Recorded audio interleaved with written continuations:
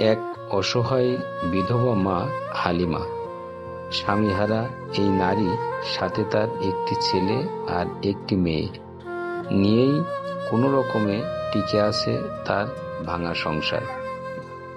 কোনো জমি নেই, নেই কোনো স্থায়ী আয়, শুধু আছে কষ্ট আর অসহায় জীবনের ভার। হালিমা নিজেই দীর্ঘদিন ধরে মৃগী রোগে আক্রান্ত।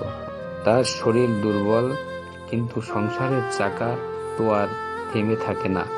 একদিন চুলার পাশে বসে রান্না করছিলেন তিনি। হঠাৎ করে মৃগী রোগে আবারও আক্রান্ত হয়ে পড়েন অসহায় এই মা। ঠিক সেই মুহূর্তেই ঘটে যায় ভয়াবহ দুর্ঘটনা। চুলার আগুনে ভিতরে চলে যায় তার ডান পা। এক মুহূর্তের মধ্যেই ঝলসে যায় তার ডান পা। চিৎকার, যন্ত্রণা আর অসহ্য কষ্টে ভেঙে পড়ে পুরো জীবন। কিন্তু এখানেই শেষ নয়, শুরু হয় আরো কঠিন বাস্তবতা। কেমন আছেন আপনি মা? আমি ভালো নেই, দেখেন আমার খাওয়া দাওয়ার খুব কষ্ট। আমার ঘরে কোনো খাবার নেই, কিছুই নেই। আমার এই পাটা নিয়ে খুব অভাবে আর খুব টেনশনে আছি আমি। আমার পাটা কি হবে কি না হবে, এখন আপনারা আমার একটু চেষ্টা করেন, চেষ্টা করে আমার পাটা একটু ভালো করে ট্রিটমেন্ট নিয়ে দেন। আমি পারছি নাকি হাঁটতে, পারছি না কিছু করতে। আমার কিভাবে আপনারা একটু ট্রিটমেন্ট করবেন, করে দেন। আমি কি করব, কিভাবে হাঁটবো, আপনারা আমার একটু ট্রিটমেন্ট করেন ভালোভাবে। আমি আর সহ্য করতে পারছি না, ঘরেতে বেরোতে পারছি না, কিছু করতে পারছি না, কোনো খাবার খেতে পারছি না, কোনো খাবার পাইনি। কোনতে খাবো, কিরা দেবে? আমার দেওয়ার লোক নেই। ওই পাড়ার লোকে যদি একটু কিছু দিয়ে যায় তাই খাই, তাছাড়া কনে পাবো খাবার? একটা সন্তান লাভ, ওই একদিন কাজে যায় আর একদিন যায় না, এই করে। কি করবে?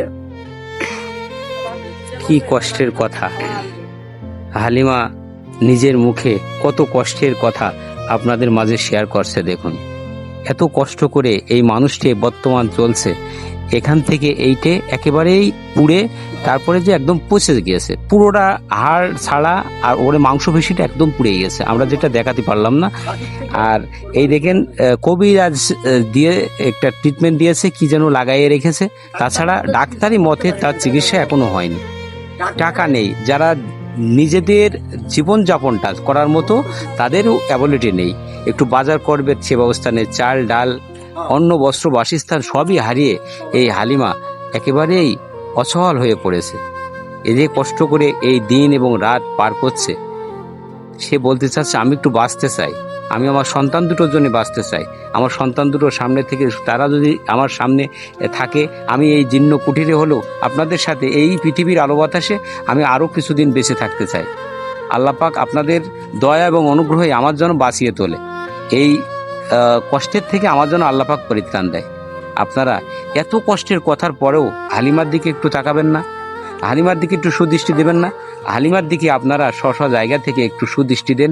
এই ভিডিওটি বেশি বেশি শেয়ার দিয়ে সহৃদয়বান মানুষের কাছে পৌঁছে দেন।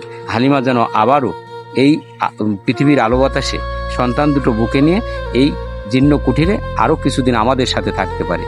আপনি একেবারে বন্দী হয়ে পড়ে আছেন, আপনার জন্য এখন আপাতত কি দিলে ভালো হয়, কি করলে ভালো? আমার একটা গাড়ি দেন, আমি যেন চলাফেরা করতে পারি, আমি যেন একটু ঘোরাফেরা করতে পারি। আপনার আমার একটা গাড়ি দেন।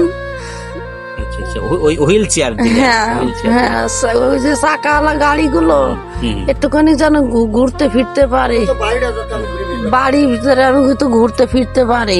আরে কি কষ্টের কথা যে এই হালিমা একটা হুইল চেয়ার, যে হুইল চেয়ারের দাম তো বেশি না, কিন্তু এই হুইল চেয়ারটা হলেও তারপরে যদি বসিয়ে দিয়ে একটু বাড়ির আঙিনায় একটু ঘোরানো যায়, তবুও এই জেলখানা থেকে একটু বাইরে আলো বাতাসে আসতে পারে। আপনাদের কাছে একটু দাবি করছে, আপনারা তার দিকে একটু সুদৃষ্টি দিয়ে একটা হুইল চেয়ারের ব্যবস্থা করে দেবেন। যে কোনো একজন দয়াবান মানুষ তার দিকে একটু সুদৃষ্টি দিয়ে একটা হুইল চেয়ারের ব্যবস্থা করে দেবেন। আপাতত হুইল চেয়ারে পরে যদি বসে এই আঙিনায় ঘুরতে পারে, তাও সে বলছে আমি একটু স্বস্তির নিঃশ্বাস ছাড়তে পারি। একটা হুইল চেয়ারের ব্যবস্থা যাতে হয়। আপনারা অবশ্যই ভালো থাকবেন এবং হালিমার দিকে সুদৃষ্টি দিবেন। ভালো থাকবেন। আসসালামু আলাইকুম।